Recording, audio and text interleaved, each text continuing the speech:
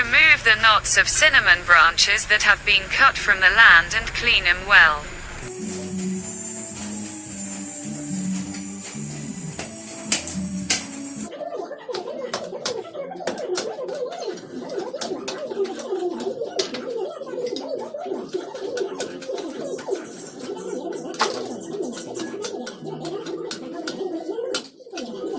Remove the pods from the cinnamon tree prepared in this way.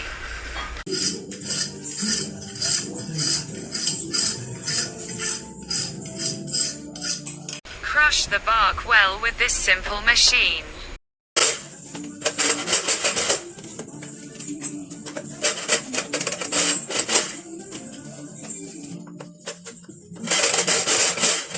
Step-by-step method of removing the bark from the crushed tree.